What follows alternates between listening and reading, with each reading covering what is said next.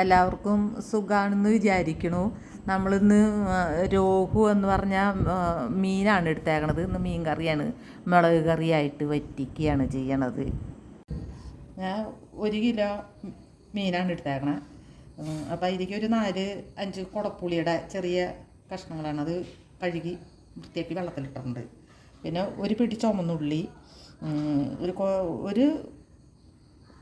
കുടം വെളുത്തുള്ളിയുടെ പകുതി, ഒരു കഷ്ണം ഇഞ്ചി, ഇത്രയ്ക്ക് ഇഞ്ചി ഇതാക്കി അരിഞ്ഞിട്ടു. അതൊരു നടിച്ചെടുക്കാനാണ്. എന്ന് വെച്ചാൽ ഒരു കൊഴുപ്പ് കിട്ടാൻ, ഞാൻ തേങ്ങയൊന്നും അരക്കണില്ല. അപ്പോൾ ഒരു കൊഴുപ്പ് കിട്ടാൻ വേണ്ടിയിട്ടാണ്. ഇത്തിരി കൂടി പൊക്കി വയ്ക്കണ്ടേ. 1 കിലോ രോഹു മീനാണ് ഞാൻ എടുത്തിട്ടുള്ളത്.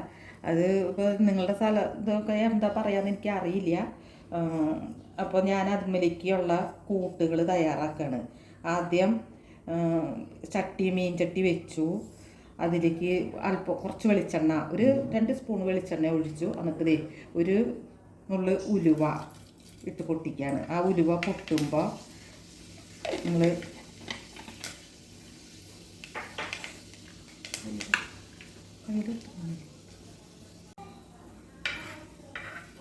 ആ ഉലുവ ഒന്ന് പൊട്ടുമ്പോൾ ഇത് ചുമന്നുള്ളി, ഒരു 10-12 ചുമന്നുള്ളി ഞാൻ എടുത്തിട്ടുണ്ട്. അത് അരിഞ്ഞ് ഇതിലേക്ക് ഇടുക. എണ്ണയിലേക്ക് ഇട്ടു. ആ ഉള്ളിനെ നന്നായിട്ട് മൂക്കണം.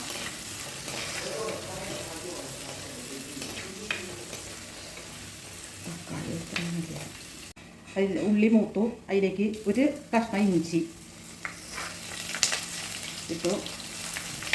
ഒരു 5-6 അരി വെളുത്തുള്ളി,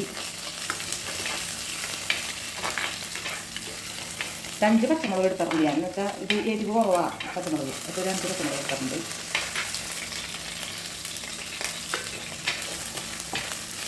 ഒരു 2 തക്കാളി. ഇനി ഇതൊന്ന് വഴറ്റി വെക്കാം. തക്കാളിയും ഇതൊക്കെ വഴറ്റി വന്നു. അപ്പോൾ ഇനി ഞാൻ അതിലേക്ക് അടിച്ച് വെച്ച ഇഞ്ചിയും ചുമന്നുള്ളിയും വെളുത്തുള്ളിയും കൂടിയിട്ട് മിക്സിയിലിട്ടൊന്ന് വെച്ചാണ്. അത് അതിലേക്ക് ഇതാണ്. എന്നുവെച്ചാൽ ഞാൻ ഇത് മുളക് കറിയായിട്ടാണ് വയ്ക്കണത്. അപ്പോൾ നാളികേരം ചേർക്കണില്ല.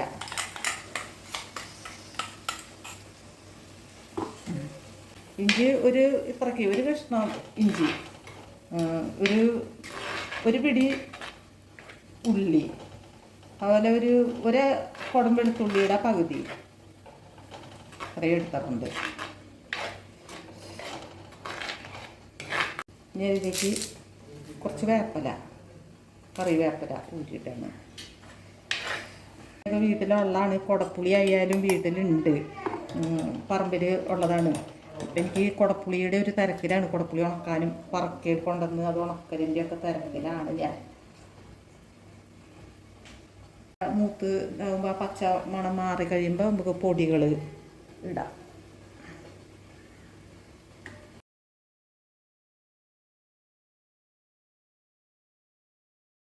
ഇനി നമുക്കതിലേക്ക് പൊടികളിടാം. ഒരു 1.25 സ്പൂണ് മല്ലിപ്പൊടി ഇട്ടു.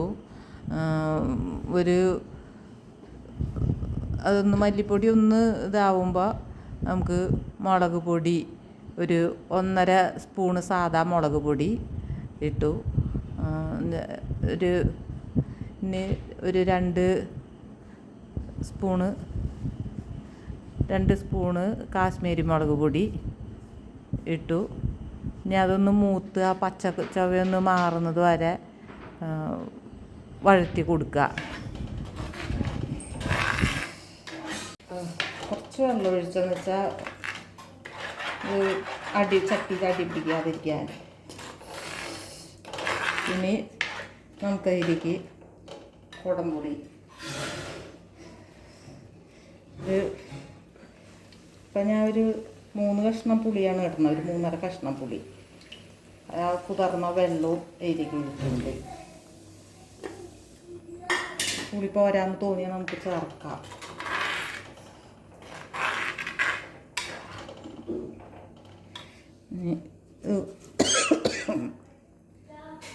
ഉപ്പ്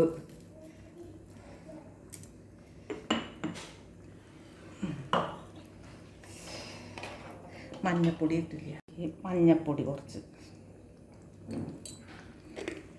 ഇനി ഇത് നന്നായിട്ട് തിളച്ച് കഴിയുമ്പോൾ നമുക്ക് മീനിനെ ഇടാം.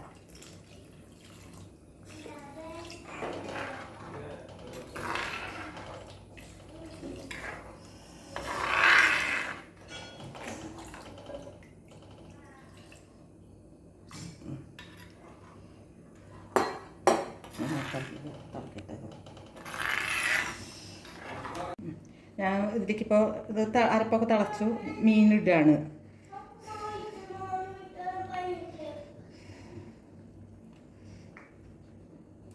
ഇത് എല്ലാവർക്കും അറിയാം മീൻ കറി വയ്ക്കാൻ, പക്ഷെ ഇപ്പോഴത്തെ കുട്ടികൾക്ക് അത്രയ്ക്ക് അങ്ങോട്ട് ഇതാവില്ലല്ലോ. അപ്പം അതുകൊണ്ട് അവർക്കൊന്ന് പരിചയപ്പെടുത്താൻ വേണ്ടിയിട്ട് കാണിക്കുന്നതാണ്.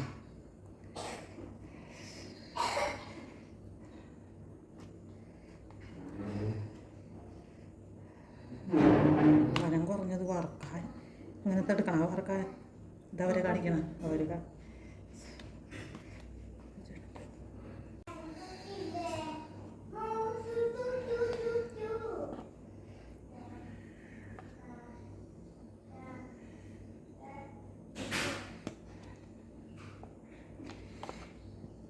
എനിക്ക് വിദ്യാഭ്യാസമൊക്കെ കുറവാണ്, അപ്പോൾ അതുകൊണ്ട് തന്നെ ഇതിൽ പറയണതിനൊക്കെ പരിമിതികളുണ്ട്. എൻ്റെ വെച്ച് ക്ഷമിക്കുക.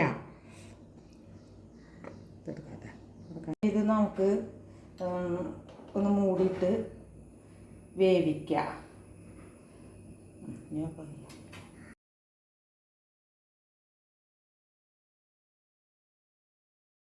ഇത് തിളച്ച് വറ്റി ഇതായി. അപ്പോൾ ഈ കാശ്മീരി മുളക് പൊടി ഇടണം എന്താണെന്ന് വെച്ചാൽ ഇത്തിരി കൊഴുപ്പൊക്കെ കിട്ടാൻ വേണ്ടിയിട്ടാണ് അത് ചേർക്കണത്. അപ്പോൾ അതിന് എരിവ് കുറവാണ്. ഇനി ഇത് നമുക്ക് കുറച്ച് വേപ്പലയൊക്കെ ഇട്ട്, ഞാൻ ഉപ്പ് നോക്കിയപ്പോൾ പുളിയൊക്കെ ഉണ്ട്, ഉപ്പ് ഒരു പൊടിക്ക് ഉപ്പ് കുറവാണ്.